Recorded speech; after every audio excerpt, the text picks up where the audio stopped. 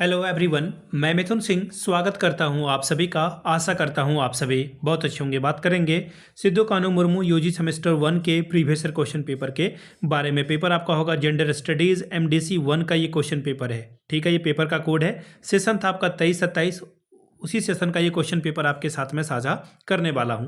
आगे बढ़ें उससे पहले मैं बता दूं, पिछले 5 साल के जितने भी क्वेश्चन पेपर हैं वो आपको 69 रुपीज़ में अवेलेबल करा दिए जाएंगे। साथ ही 199 रुपये में आपको सजेशन प्रोवाइड कर दिया जाएगा ताकि आपका एग्जाम बेहतर ढंग से जा सके। अब बोलोगे सजेशन क्या होता है सर? सजेशन यानी कि वेरी वेरी इंपॉर्टेंट क्वेश्चन, ऐसे सवाल जो एग्जाम में आ सकते हैं वो आपको प्रोवाइड कर दिया जाएगा। अब आप बोलोगे कि आपको कैसे पता कि यही सवाल एग्जाम में आएंगे? तो देखिए, उसके लिए हम लोग कुछ चीज़ों को फॉलो करते हैं ना, आफ्टर दैट हम लोग सजेशन तैयार करते हैं। वो चीज़ें क्या है, हम लोग आपके सिलेबस को ध्यान में रखते हैं कि सिलेबस आपका क्या कह रहा है और प्रीवियस ईयर क्वेश्चन पेपर में किस तरह के सवाल बने हैं, उसके हिसाब से ये सजेशन तैयार किया जाता है। यहाँ से मेरी ईमेल आईडी आप देख लें, yourmithunsingh@gmail.com पे आप मुझे मेल कर सकते हैं। इंस्टा पे अगर आप हो, डू फॉलो मी @imithunsingh। बाकी आप मुझे व्हाट्सअप कर सकते हैं 7979054474 पे। तो चलिए जेंडर स्टडीज़ वाले पेपर को देखते हैं कि किस तरह का जेंडर स्टडीज़ में सवाल पूछा गया था। ये रहा आपका पेपर, यहाँ से आपको पेपर दिख रहा होगा। इंट्रोड्यूस टू जेंडर इक्वालिटीज़ या फिर कोई वही है, एमडीसी 1 का ये क्वेश्चन पेपर है। ठीक है, 2024 का पेपर था। सेशन है आपका 2023-27 का। ठीक है जी। अब देखिए, 3 घंटे का वक्त आपको मिला था, 75 नंबर आप यहाँ से मैक्सिमम ला सकते थे। ग्रुप ए की अगर मैं बात करूँ तो यहाँ से देखिए 10 छोटे छोटे आपसे जो है एमसीक्यू पूछे जाएंगे। छोटा छोटा सवाल है, 1 लाइनर का, वो आपको करके दिखाना है। पहला सवाल, in which article of the constitution equal status has been given to the both and man and women. यानी कि हिंदी में पढ़ देता हूँ सवाल, संविधान के कौन से अनुच्छेद में स्त्री पुरुष दोनों को बराबरी का दर्जा दिया गया है? ठीक है, अब देखिए आर्टिकल 16, आर्टिकल 20, आर्टिकल 21 या फिर आर्टिकल 14 में। तो देखिए, अगर आप ध्यान से देखिएगा तो आर्टिकल 14, 15, 16 तीनों की अगर मैं बात करूं तो कानून के समक्ष सभी नागरिक क्या है, समान है, और कानून जो है समान संरक्षण सभी को देता है।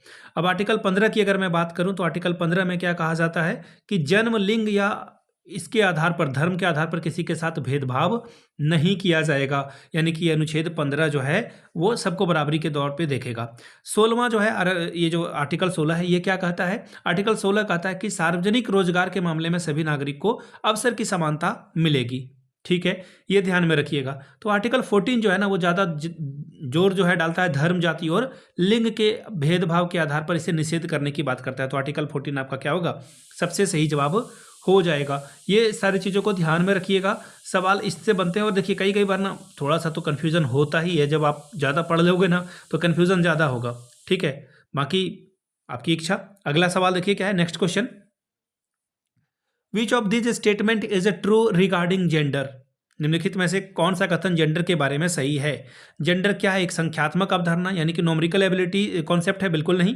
It is a biological determination? नहीं, ये भी नहीं है। देखिए, बायोलॉजिकल को सेक्स कहा जाता है, जेंडर नहीं कहा जाता। ठीक है, आप जो कॉलम में लिखते हो मेल फीमेल, वो क्या है? वो सेक्स है। ठीक है, अब बाकी लड़का लड़की, मर्द औरत, ये सब आपने जो है सोशल कंस्ट्रक्शन है ये, यानी कि ऑप्शन 4 आपका सही हो जाएगा। फिर से बता रहा हूं, ध्यान से सुनिएगा। जेंडर क्या है? जेंडर आपका जो है ये सोशल कंस्ट्रक्ट है। ठीक है, सेक्स आपका क्या है? वो बायोलॉजिकल है। सेक्स क्या है? बायोलॉजिकल है। तो पहला यहाँ जो आपको दिख रहा है ना आंसर, जिन्होंने भी टिक किया है, गलत किया है। बायोलॉजिकल टर्म पे सेक्स आएगा और सोशल कंस्ट्रक्ट पे आएगा आपका क्या? जेंडर आएगा। ठीक है, तो ऑप्शन आपको 4 टच करना था। ठीक है, अगला सवाल देखिए, क्वेश्चन नंबर सी, क्या बोला गया है?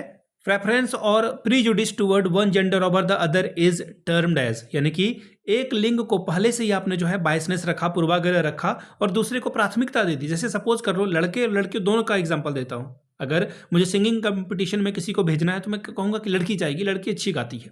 अगर मुझे मान लो कि दौड़ने का काम है, कबड्डी, खो खो, तो मैं कहूँगा नहीं, लड़का खेलेगा क्योंकि लड़के के अंदर फिजिकल स्ट्रेंथ ज़्यादा है। ये क्या है? बायसनेस है, आप गलत कर रहे हो ये। तो इसे जेंडर रोल नहीं बोलेंगे, जेंडर अवेयरनेस भी नहीं कहेंगे। ये क्या है?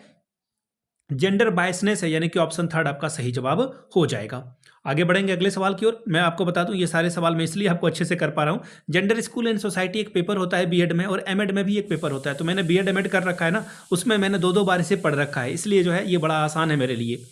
The process of being fair to women and man is also termed as, यानी कि पुरुष और महिला के बीच आप जो है समान व्यवहार रखते हैं, किसी तरह का भेदभाव आप नहीं करते हैं, तो उसे कहा जाता है लैंगिक समानता, यानी कि जेंडर इक्वालिटी। अगला है a vindication of rights of women book was written by, ठीक है, पढ़ देता हूं हिंदी में भी सवाल।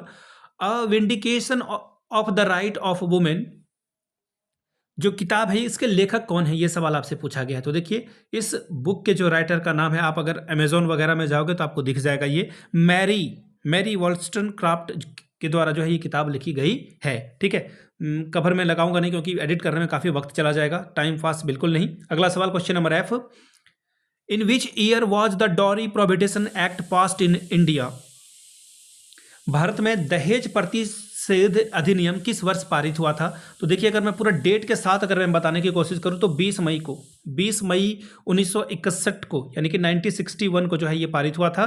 तो ऑप्शन आपका 2 सही हो जाएगा, ठीक है। अगला सवाल question number G, in which year protection against sexual harassment of women at workplace was passed in India. Hindi वाला सवाल इन्होंने छोड़ दिया है, मैं समझा देता हूं कि सेक्सुअल जो है आपके ऊपर जो है हमला किया जाता है महिलाओं के ऊपर वर्क प्लेस पे, तो उसको जो है उससे बचाने के लिए, प्रोटेक्शन करने के लिए, बचाव के लिए कौन सा कानून कब लाया गया था ये पूछा जा रहा है आपसे, ठीक है।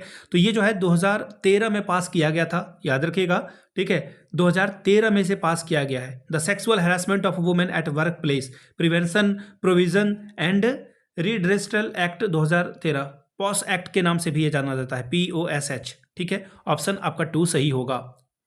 अगला सवाल देखिए क्या बोला गया है, in which year protection of women from the domestic violence act was passed in India.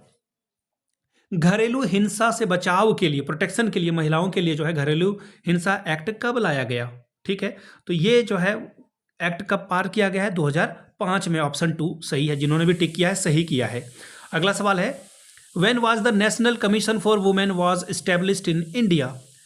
महिलाओं के मानवाधिकार के लिए, उनके अधिकारों के लिए जो है एक महिला आयोग की स्थापना कब की गई थी। NCW के नाम से भी जाना जाता है, ठीक है। N for national, C for commission और W फॉर वुमेन। तो ये 31 जनवरी को 1992 को ये किया गया है, 1992, ऑप्शन 3 आपका सही हो जाएगा। अगला सवाल देखिए क्या है, when was the CEDAW convention passed. CEDAW अधिनियम किस वर्ष पारित किया गया था, यह सवाल आपसे पूछा गया। तो देखिए 18 दिसंबर 1979 को यह पारित किया गया था, ऑप्शन A आपका सही हो जाएगा, ठीक है।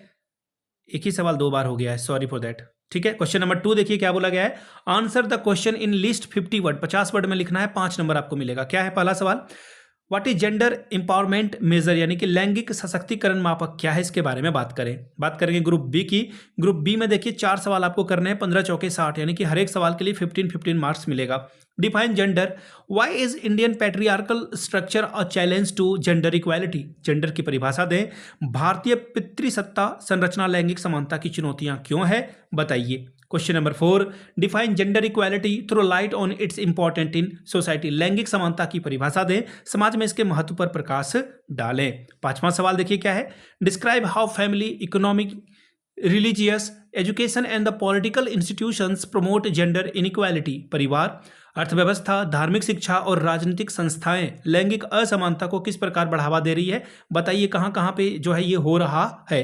Question number 6, describe the international convention promoting gender equality, लैंगिक समानता को बढ़ावा देने वाले अंतर्राष्ट्रीय सम्मेलनों का वर्णन करें। 7वां सवाल, negative representation of women in the media is increasing gender discrimination, describe it, media में महिलाओं की नकारात्मक प्रस्तुति में लैंगिक विभेद बढ़ रहा है, इसका वर्णन करिए। 8वां सवाल, describe the provisions for gender equality in Indian constitution, भारतीय संविधान में लैंगिक समानता के लिए किए गए प्रावधानों का वर्णन करें। Question number 9, describe the structure, power, function of national commission for women, राष्ट्रीय महिला आयोग की संरचना, शक्तियों और कार्यों का वर्णन करें। तो ये था आपका जेंडर स्टडीज का पेपर जो मैंने आपके साथ साझा किया। फिर से बता देता हूं, पिछले 5 साल के जितने भी क्वेश्चन पेपर हैं सिद्धू कानू के, वो आपको 69 में और 199 में आपको सजेशन प्रोवाइड कर दिया जाएगा ताकि आप एग्जाम बेहतर ढंग से दे पाएं। यहाँ से मेरी ईमेल आईडी आप देख लें, yourmithunsingh@gmail.com पे आप मुझे मेल कर सकते हैं। इंस्टा पे अगर आप हो डू फॉलो मी @imithunsingh, बाकी आप मुझे व्हाट्सअप कर सकते हैं 7979054474 पे। वीडियो को आपने यहाँ तक देखा, प्यार दिया, इसके लिए आप सभी का बहुत बहुत शुक्रिया। Have a good day.